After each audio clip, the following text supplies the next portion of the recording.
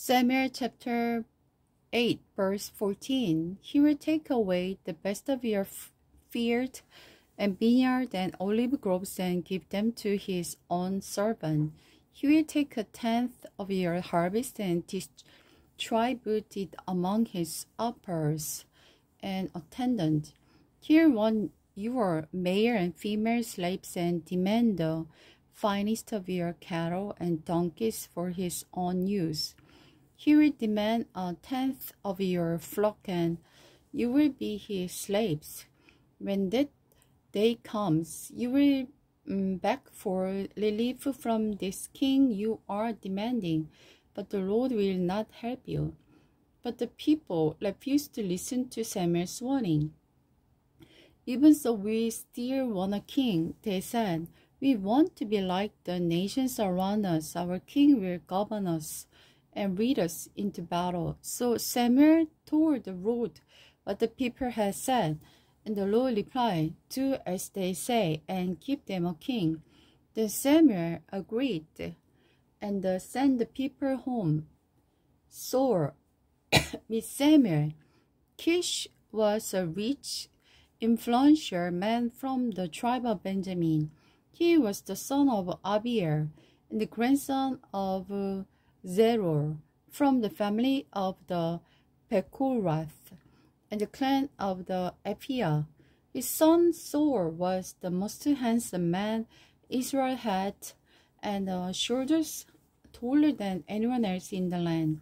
One day Kish's donkey strayed away, and he told Saul, take a servant with you and go look for them. So Saul took one of his servants and traveled all through the hill country of Ephraim, the land of the Selashan, the Salim area, and the entire land of the Benjamin. But they couldn't find the donkey anywhere. Finally, they entered the region of Jupe, and the Saul said to his servant, let's go home. By now, my father will be more worried about us than about the donkeys. But the servant said, I've just thought of something. There is a man of God who lives here in this town. He is held in a high honor by all the people because everything he says comes true. Let's go find him. Perhaps he can tell us which way to go. But we don't have anything to offer him.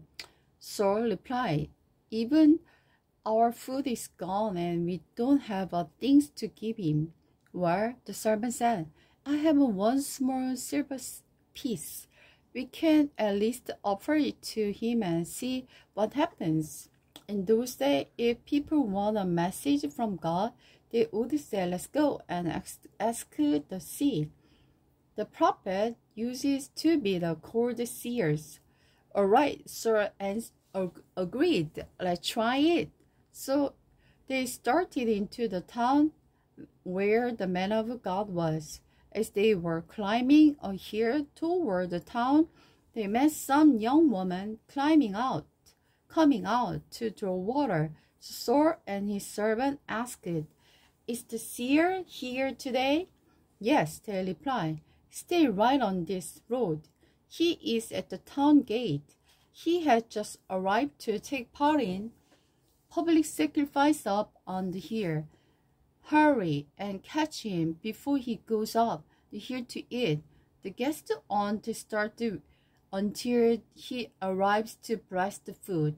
So they entered the town, and as they passed through the gate, Samuel was coming out toward them to climb the hill. Now the Lord has told Samuel the previous day, about this time tomorrow I will send you a man from the land of Benjamin. Appoint him to be the leader of my people Israel. He will rescue them from the Philistines, for I have looked down on my people in mercy and have heard their cry. Then Samuel noticed Saul. The Lord said, that is the man I told you about. He will rule my people. Just then Saul approached Samuel at the gateway and asked, can you please tell me where the seer's house is? I'm the seer, Samuel replied. Go on here and ahead of me to the place of sacrifice, and we will eat there together. In the morning I will tell you what you want to know and send you on your way. And don't worry about those donkeys that were lost 3 days ago, for they have been found. And I am here to tell you that you and your family are the focus of Israel's hopes.